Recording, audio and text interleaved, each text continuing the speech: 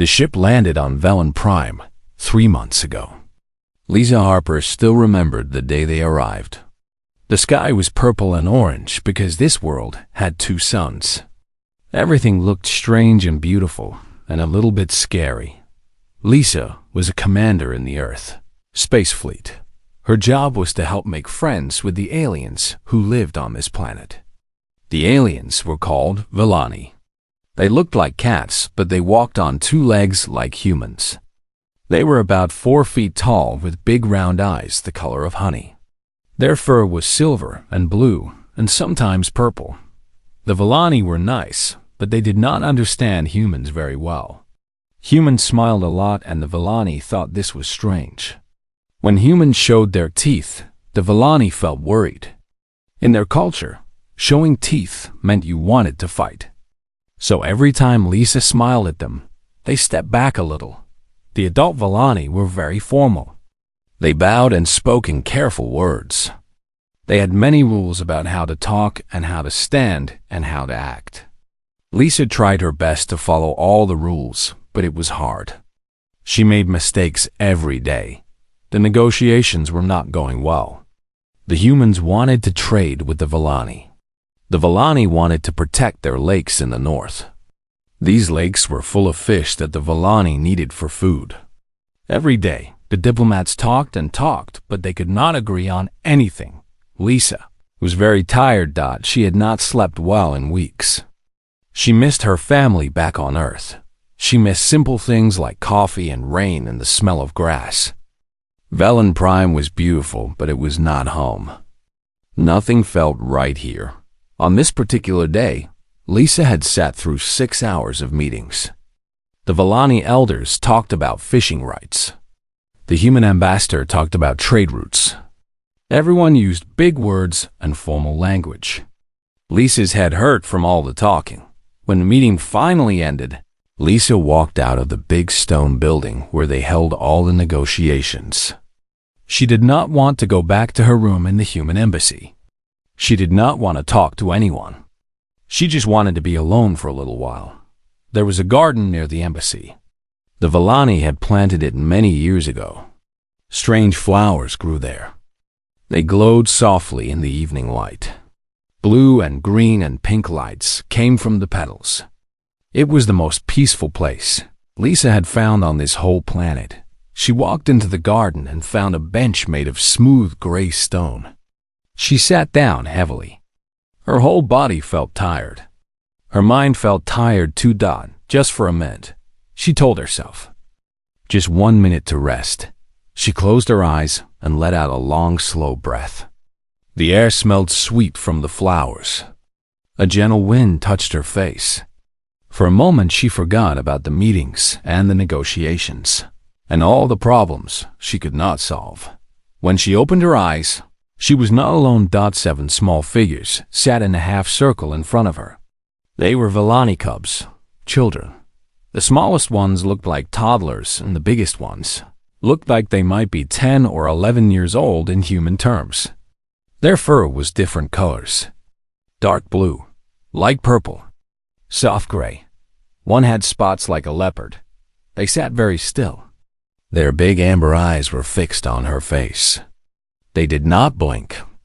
They did not move. They just watched her. Lisa froze. She did not know what to do. In 3 months on this planet, she had never been this close to Velani children. The adults always kept the cubs away from the humans. Lisa had thought maybe the Velani did not want their children near the strange aliens from Earth. But here they were. 7 cubs sitting in front of her like she was the most interesting thing they had ever seen. "Hello," Lisa said softly. She tried not to smile because she remembered that showing teeth was bad. "Hello there." The largest cub stood up. He had dark blue fur, and one of his ears was torn at the top. He looked older than the others. Maybe he was their leader. He walked toward Lisa with slow, careful steps. In his small paws, he held something. Lisa could not see what it was at first. The cub stopped right in front of her feet. He bent down and placed the object on the ground. Then he stepped back and sat down again. Lisa looked at the gift dot. It was a rock. Just a plain gray rock about the size of her fist. There was nothing special about it. It was just a rock dot. Before Lisa could say anything, the other cubs jumped up. They ran toward her one by one. Each of them carried something in their paws. Each of them placed their object at her feet and then ran back to sit down. When they were done, Lisa stared at the collection in front of her dot. There was a twisted piece of metal that might have come from a broken machine. There was a dried flower that had lost most of its petals. There was a piece of glass that had been rubbed smooth by water or sand. There was a long feather from some bird Lisa had never seen. There was a piece of string tied in many complicated knots. There was a small white bone that had been cleaned by the sun. And of course, there was the rock dot. Lisa did not know what to say. She looked at the cubs. They looked at her. Their eyes were very bright and very serious. The big cub with the torn ear spoke. His voice was high and soft. He used human words, but they were not quite right. "For you," he said. "For human. You look sad. We bring good things." Lisa felt something catch in her throat. These children had seen her sitting alone in the garden. They had seen that she looked tired and sad. And they had brought her gifts. Their treasures. Things they had found and collected and kept because they were special. She looked at the smooth piece of glass. Some cub had probably found this by a river or a lake. They had kept it because it was pretty. It caught the light in a nice way. And now they were giving it to her because they thought it might make her feel better. "Thank you," Lisa said. Her voice came out rough. "Thank you very much." The cubs looked at each other. Some of them made small sounds like purring. They seemed pleased. Lisa carefully picked up each item and held them in her hands. The rock was heavy and cool. The feather was soft. The glass was smooth against her fingers. Each object was simple and ordinary, but they felt precious somehow. The blue cub with the torn ear came closer again. He reached out one small paw and touched Lisa's knee very gently. "You are Pack now," he said. "We take care of Pack."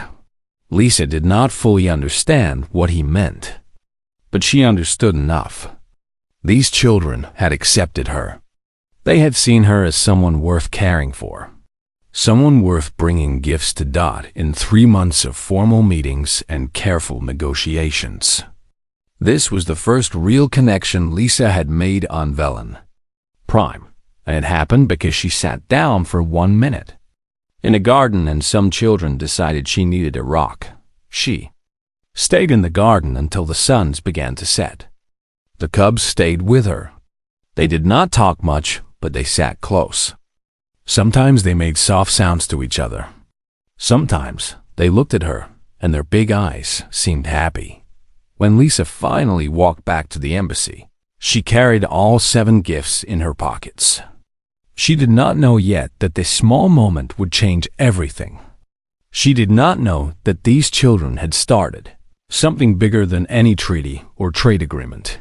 All she knew was that for the first time in 3 months, she did not feel quite so alone. The news spread fast. By the next morning, everyone in the human embassy knew about the gifts. By noon, the Vellani Council had sent the message.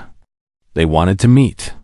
Ambassador Kevin Bradley called Lisa into his office. He was a big man with a round face and tired eyes. He had been working on the negotiations for months and getting nowhere. Now he looked worried. "The elders want to see you," he said.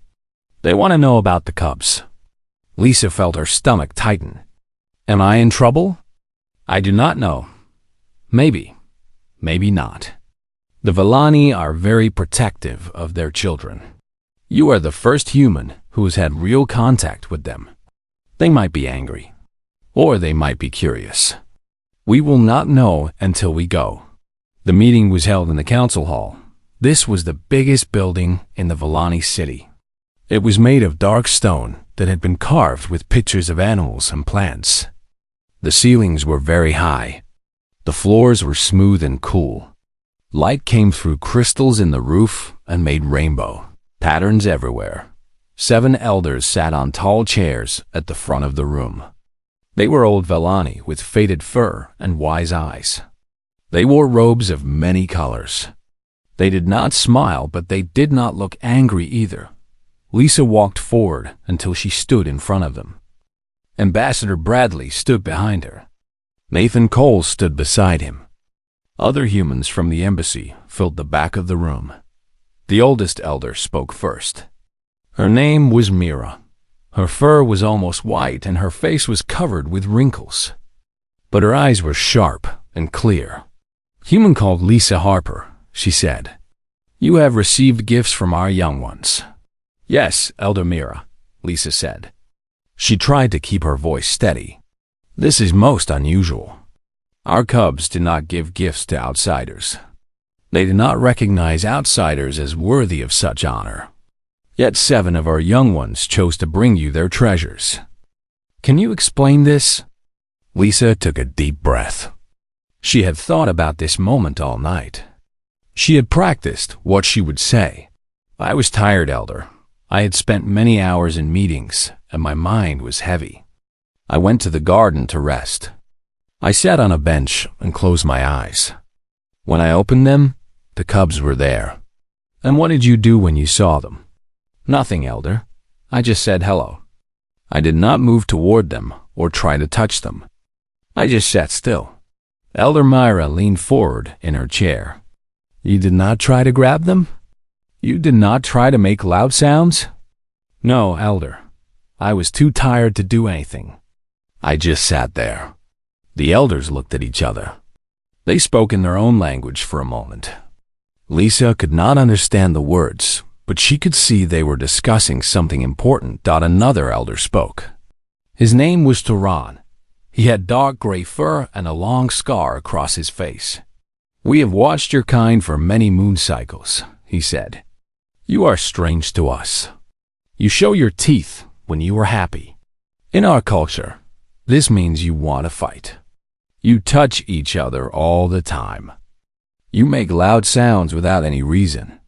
We have not understood you. Lisa nodded. She knew all this.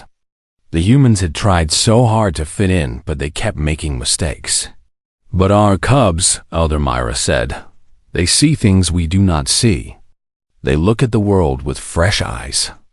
They do not know about treaties and trade agreements. They only know what they feel. What do they feel, Elder? Elder Mira stood up from her chair. She walked down the steps slowly. Her old bones creaked with each step. She stopped right in front of Lisa and looked up at her face. They feel that you are alone, she said. They feel that you are far from your pack. They feel that you're tired and sad and in need of comfort. And so they did what any good Villani would do for a member of their pack. They brought you gifts. Lisa felt tears forming in her eyes.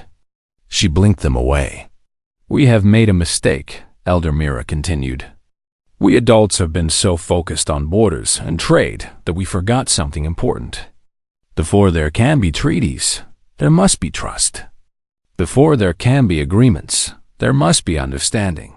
We have been trying to negotiate with you before we truly knew you.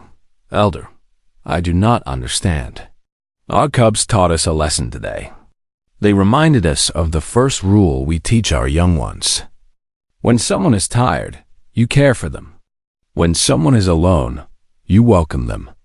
When someone is sad, you bring them something precious. Elder Myra reached into her robes. They reminded us that pack does not come from words on paper. Pack comes from the heart. She pulled out a small object and held it up. It was a stone, but not an ordinary stone. This one was deep purple with veins of gold running through it. It caught the light and seemed to glow from inside. This stone was given to me by my grandmother, Elder Mira said. She received it from her grandmother. It has been in my family for 12 generations. We call it a heart stone because we believe it holds the love of all who have carried it. She held it out toward Lisa. I give this to you now, Lisa Harper. as my own gift, as recognition that our cubs are wiser than their elders, as hope that perhaps humans and Villani can be more than trading partners. Perhaps we can be back. Lisa's hands were shaking as she took the stone. It was warm against her fingers. It felt alive somehow. Elder, I cannot accept this. It is too precious. You can and you must. This is how we build bonds. This is how we say that you matter to us. Not through words, but through gifts. Through the sharing of treasures.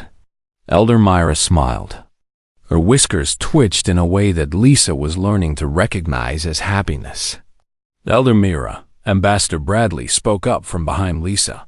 Does this mean the negotiations can continue? The old Villani turned to look at him. The negotiations will continue. But things will be different now. We will not talk only about trade and borders. We will talk about each other. We will share stories. We will learn who you really are, and you will learn who we really are. Only then can we make agreements that will last. She turned back to Lisa. And you, Lisa Harper, you will help us understand your people. Not through formal meetings, but through simple things. Through sitting in gardens. Through accepting gifts. Through being yourself. Lisa did not know what to say. She looked at the purple stone in her hand. She thought about the gray rock in her pocket. Both were gifts. Both meant more than any treaty ever could. Thank you, Elder, she finally said. I will try my best. That is all we ask. The meeting ended differently than anyone expected. Instead of arguments about territory, the elders invited the humans to share a meal with them. Food was brought into the council hall.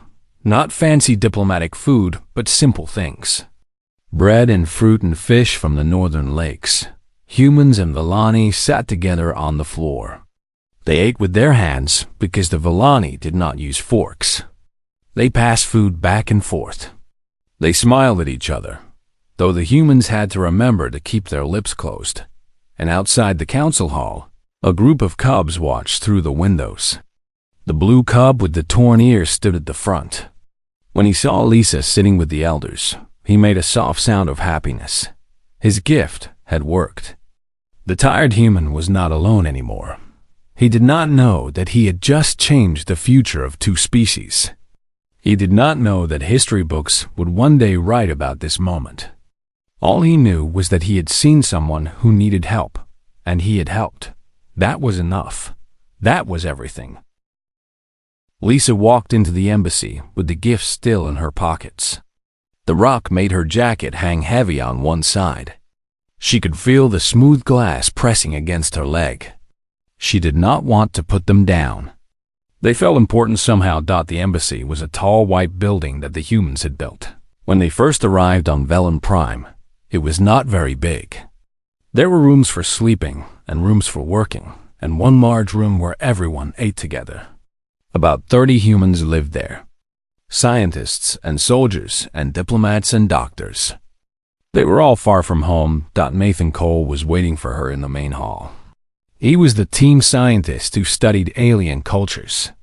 His job was to understand the Villani and help the diplomats know what to say and what not to say.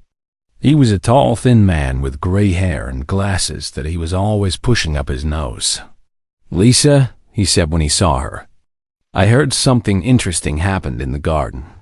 Lisa stopped walking. How do you know about that already? Nathan smiled. He had a kind smile that made his whole face look warm. One of our guards saw you through the window. He said you were surrounded by Villani cubs. He said they were giving you things. Lisa reached into her pocket and pulled out the rock. She held it up so Nathan could see. They brought me this, she said. And some other things. A feather. Some glass. A piece of string. One of them said I looked sad. Nathan's eyes went very wide. He stepped closer and looked at the rock like it was made of gold. This is incredible, he said. His voice was almost shaking. Lisa, do you understand what this means? It means some kids felt sorry for me? No. Nathan started walking in circles. He always did this when he was excited. The Vellani cubs do not give gifts to strangers. Never. In their culture, gift-giving among children is only for family members. For Pack, Lisa remembered what the blue cub had said. You are Pack now. The cub said something about Pack, she told Nathan. He said they take care of Pack. Nathan stopped walking. He stared at her with his mouth open. This has never happened before, he said. In all our contact with the Vellani, no human has ever been accepted by their young. The adults talk to us. They negotiate with us. But they keep their children away from us. And now these cubs have chosen you as Pack. Lisa looked down at the rock in her hand. It did not look special. It was just a gray rock with some white lines running through it. But to the cub who gave it to her, it must have been precious. Why me?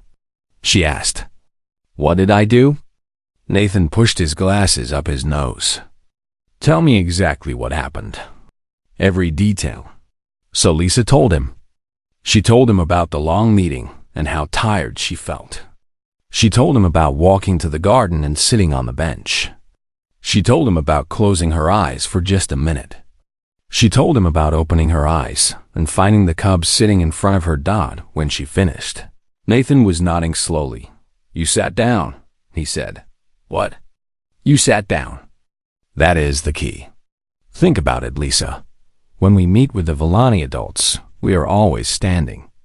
We tower over them. We are big and loud and always moving around. But you sat down. You made yourself small. You put yourself at their eye level. Lisa thought about this. It was true. She had been sitting on the bench. The cubs had been sitting on the ground. Their eyes had been at almost the same height. And you closed your eyes, Nathan continued. You showed them that you were tired. In Vellani culture, caring for the tired and the weak is very important. It is how they build family bonds. When someone is tired, you bring them food. You bring them gifts. You stay close to them. So the cubs saw me resting and thought I needed help? Exactly. And they helped you the only way they knew how. They brought you their treasures. The things they value most. Nathan pointed at the rock. To that cub, this rock is probably his favorite thing in the world. He found it somewhere and kept it because it was special to him. And he gave it to you because he wanted you to feel better. Lisa felt her eyes getting wet. She blinked fast to stop the tears. It seemed silly to cry about a rock, but she understood now what the gift really meant. What do I do now? She asked. Nathan thought for a long moment. His face was very serious.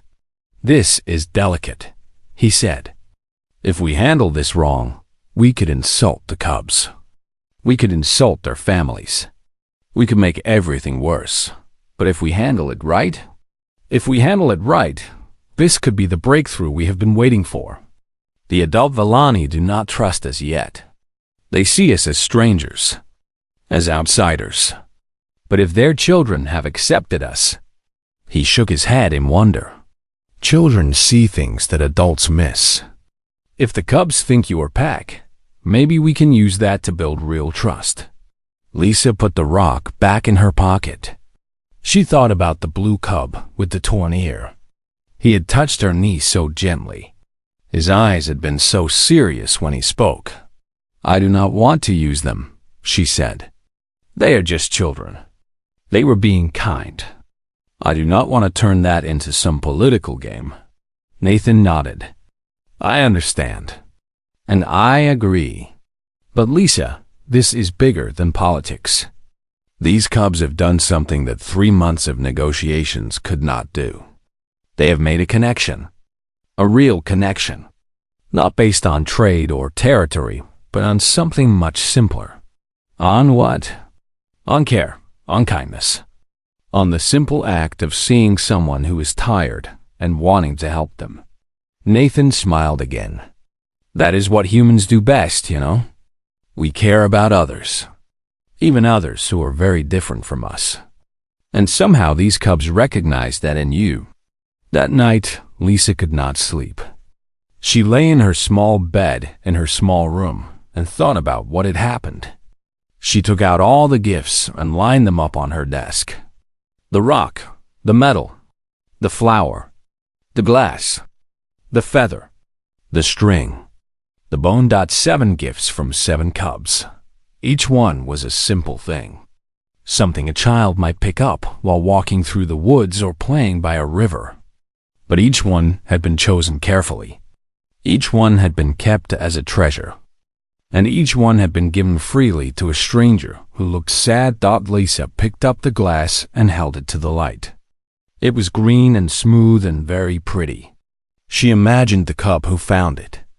Maybe a little girl cub with purple fur. Maybe she found it by the methane lake in the north. Maybe she carried it in her pocket every day because it made her happy to look at it, and she gave it away. She gave it to Lisa because Lisa looked tired. Lisa put the glass back on the desk. She looked at all the gifts together. They were not worth anything in money, but they were priceless in another way. They were proof that kindness did not need words, that connection did not need treaties, that sometimes the most important things in the universe could be said with a rock. The next morning, Lisa went back to the garden. She did not know if the cubs would come. She did not want to pressure them, but she wanted to be there just in case. She sat on the same bench. She waited. After about an hour, she saw movement in the bushes. A small face peeked out. Then another. Then another. The cubs came slowly this time. They seemed less sure of themselves than before. Maybe they were worried that Lisa would be angry. Maybe they thought they had done something wrong. Lisa smiled at them. Then she remembered not to show her teeth. She pressed her lips together and just nodded her head. The blue cub with the torn ear came forward. He sat down in front of her and looked at her face for a long time. "You came back," he said. "I came back," Lisa agreed. "You keep the things we gave?" Lisa reached into her pocket and pulled out the rock. The cub's eyes went very wide when he saw it. "I keep them all," Lisa said. "They are very special to me." "Thank you." The cub made a sound like purring. He turned to the other cubs and spoke in his own language. Lisa did not understand the words, but she understood the feeling. He was happy. They were all happy. More cubs came out of the bush. Not just the 7 from yesterday. There were new ones too. Word had spread. The strange human who sat in the garden was friendly. She did not try to grab them or scare them. She just sat still and accepted their gifts. One by one, the new cubs brought forward their own treasures. More rocks. More feathers. A broken piece of pottery. A dried seed pod that rattled when you shook it. A piece of cloth that had been woven in beautiful patterns. Lisa accepted each gift with care. She thanked each cub. She looked at each object like it was the most wonderful thing she had ever seen. Because in a way, it was. These were not just random objects. They were acts of love. Small and simple, but very real. And Lisa knew that something important was happening. Something that might change everything. She just did not know how much. The weeks after the council meeting changed everything. The gifts did not stop. Every day, more cubs came to the garden where Lisa sat. They brought their treasures. Rocks of every color. Feathers from birds that flew in the purple sky. Seeds and shells and pieces of glass worn smooth by time. Each gift was small and simple. Each gift meant the world. But it was not just cubs anymore. First came the teenagers. Young Velani who were too old to be called cubs, but not yet adults. They came shyly at first, watching from the edges of the garden. Then they came closer. Then they started bringing gifts too. One teenage Velani had found a piece of crystal deep in a cave. She had kept it for years. Now she gave it to Nathan Cole because he had told her about the stars that humans came from. She thought stars and crystals were the same kind of magic. Then came the young adults, Vellani, who had just started their own families. They brought practical gifts, woven blankets made from soft grass, pouches to carry things in, cups carved from wood.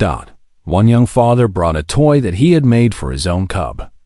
It was a ball covered in soft fur. He gave it to Dr. Daniel Hughes, the chief medical officer. Daniel had mentioned once that he missed his daughter back on Earth. The Vellani father understood. He knew what it felt like to be away from your children. Daniel held that soft ball and cried. He was not ashamed of his tears. Finally, slowly, the older adults began to participate. Even some of the elders. They did not always bring physical objects. Sometimes they brought songs, or stories, or recipes for food that had been in their families for generations. The human embassy changed too. The main receiving room filled up with gifts. Lisa called it the museum as a joke. But it was not really a joke. Each object in that room represented a connection. A moment when a Vellani and a human had understood each other without words. Nathan documented everything. He wrote down who gave what and when and why. He was creating a record of something that had never happened before in human history.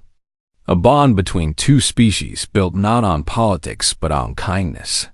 "We need to give back," Lisa said one night. The senior staff was meeting in the embassy dining room. "The Vellani keep bringing us gifts. We need to find a way to respond. What do we have that they would want?" Ambassador Bradley asked. "Our technology is different from theirs. Our food is strange to them. Our clothes do not fit their bodies." "Not objects," Nathan said. He was smiling in that way he did when he had figured something out. "They do not want our things. They want us." "What do you mean?" "I have been watching and listening for weeks now. The Vellani love our stories. Every time one of us talks about Earth or our families or something that happened to us, they stop everything and listen. They want to know who we are, what we think, what we feel." Lisa remembered the night in the garden when she had told the cubs about snow.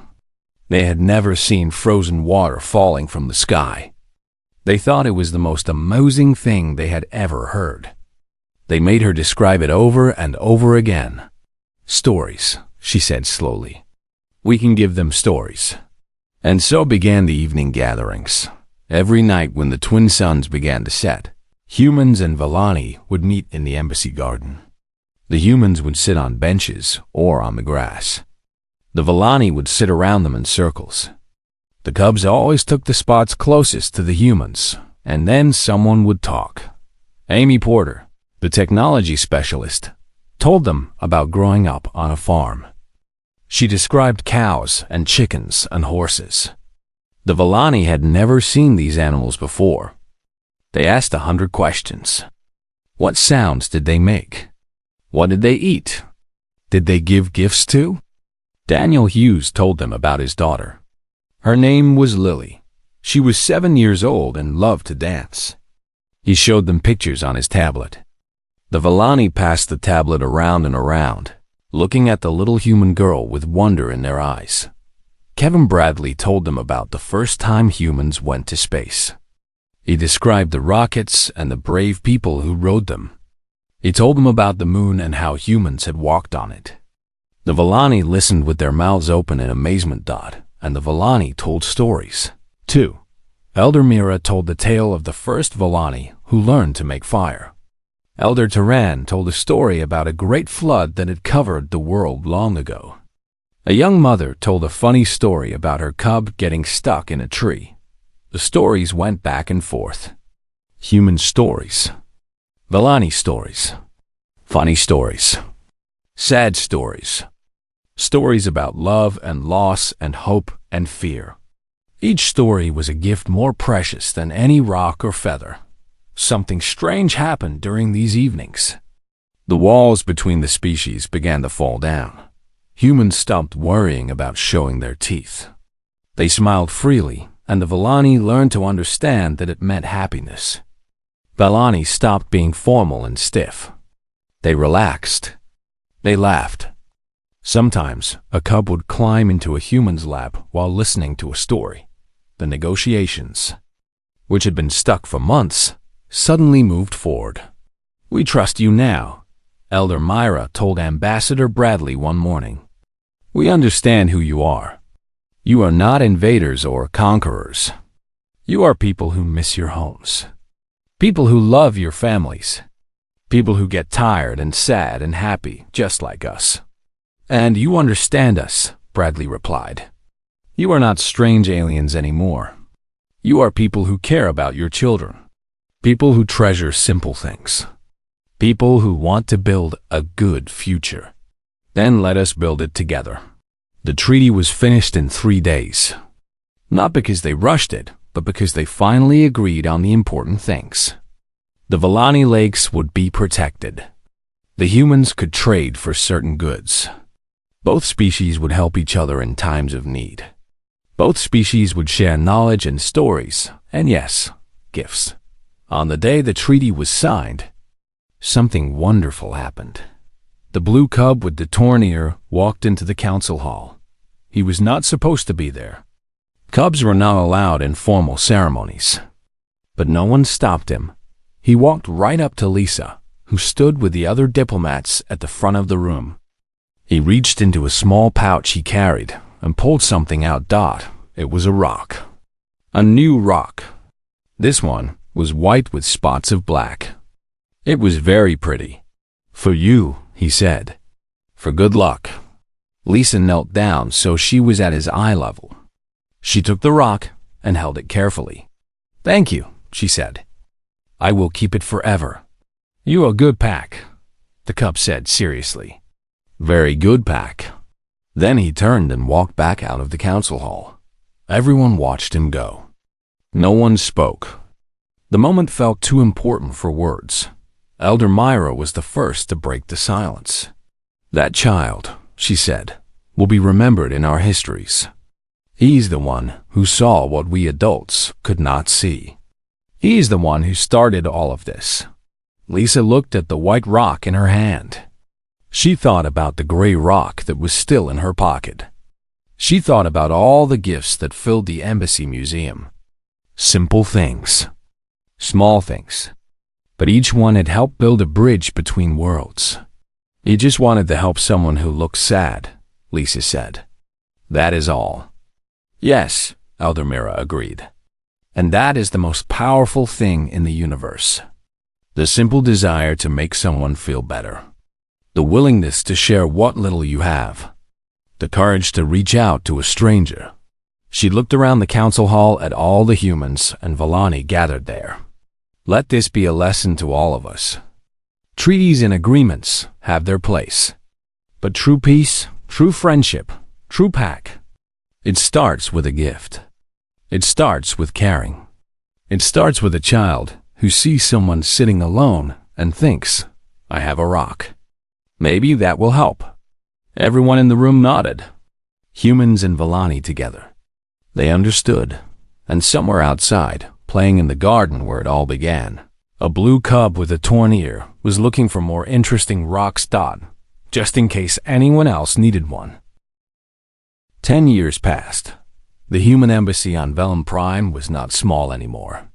It had grown into a whole district of the city. Humans and Valani lived side by side there. They worked together. They ate together. Some of them had even become family. Lisa Harper stood on a stage in the Great Plaza. Behind her was a huge statue made of bronze. It showed a human woman sitting on a bench with 7 Valani cubs around her. Each cub held something small in their paws. A rock, a feather, a piece of glass. Today was the 10th anniversary of the Treaty of Gardens. That was what they called it now. Not a grand name, but an honest one. The treaty that started because a tired woman sat down in a garden. Thousands of people filled the plaza. Humans from the embassy and the ships that visited. Valani from every part of the planet. Cubs and adults and elders, all mixed together. Some humans held Villani cubs on their shoulders so they could see better. Some Villani adults stood with human children beside them. Lisa looked out at the crowd and felt her heart grow full. 10 years ago, she began, I was tired. The crowd laughed. They all knew the story. It had been told 1,000 times. I had been in meetings all day. Meetings about territory and trade and all the things that diplomats talk about. My head hurt. My body hurt. I just wanted to rest for a minute. She paused and looked at the statue behind her. So I sat down. In a garden not far from here. I closed my eyes. And when I opened them, I was surrounded by children. She turned back to the crowd. Those children saw something that the adults had missed. They saw a creature who was alone and far from home. They saw someone who needed comfort. And they did what any kind soul would do. They brought gifts. Lisa reached into her pocket. She pulled out a gray rock with white lines running through it. The same rock she had carried for 10 years. This was the first gift. A simple rock, given to me by a cub who thought it might make me feel better. The crowd was silent. Even the children were quiet. When I first held this rock, I did not understand its value. It was just a stone. But over time, I learned what it really meant. It meant that kindness needs no translation. It meant that caring for others is not something that belongs to one species or one culture. It is something that lives in all of us. She put the rock back in her pocket. Humanity has always believed that our greatest strength is our technology. Our ships can cross the stars. Our machines can do amazing things. We are proud of what we have built. She smiled at the crowd. But the Villani cubs taught me something different. They taught me that our greatest strength is not what we build. It is what we feel. Our ability to be tired, to be sad, to be lonely, and our ability to accept help when it is offered. A small figure pushed through the crowd toward the stage. Lisa recognized him at once. The blue cub with the torn ear. Only he was not a cub anymore. He had grown into a strong young adult. But his ear was still torn, and his eyes were still kind. His name was Kieran. Lisa had learned it long ago. They had become friends over the years. More than friends. Family. Kieran climbed onto the stage and stood beside her. He was nearly as tall as she was now. When I was small, he said to the crowd, I saw a strange creature in the garden. She was big and she had no fur. Her skin was the wrong color. Her eyes were small. She looked very different from me. He looked at Lisa. But she also looked tired and sad and alone. My parents had taught me that when someone is tired, you help them. When someone is sad, you comfort them. When someone is alone, you be their friend. He reached into his own pocket and pulled out a white rock with black spots. The same rock he had given her on the day the treaty was signed. I gave her my favorite rocks. I did not think about treaties or politics or the future of two species. I just thought that maybe a nice rock would help. The crowd made sounds of emotion. Some laughed. Some cried. All of them understood. Now I am grown, Kieran continued. I have studied human history. I know that your species has done great things. You have traveled to distant stars. You have built machines that think. You have cured diseases and moved mountains. He held up the white rock. But I believe that your greatest achievement is this: the ability to sit down when you are tired, the willingness to accept help from strangers, the courage to let others see your weakness. He turned to face the crowd fully. In my culture, we say that strength comes from protecting others. But humans taught us something new. Sometimes the greatest strength is letting others protect you. Sometimes the bravest thing you can do is admit that you need a rock. Lisa put her arm around Kieran's shoulders. He leaned against her the way he used to when he was small. 10 years ago, she said, I thought I came to this planet to teach the Vellani about humanity, to show them what we could do, to impress them with our technology and our knowledge. She looked down at Kieran, but instead, they taught me. A group of children with pockets full of rocks taught me more about humanity than all my years of training. She looked back at the crowd. They taught me that connection is not complicated. It does not require advanced technology or clever words.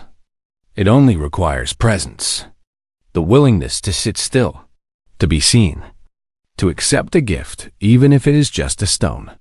The crowd began to cheer, humans and Vellani together. Their voices filled the plaza and rose up toward the purple sky. Lisa let the cheering go on for a while. Then she raised her hand and the crowd quieted. I have one more thing to say. She looked at all the faces before her. Human faces. Vellani faces.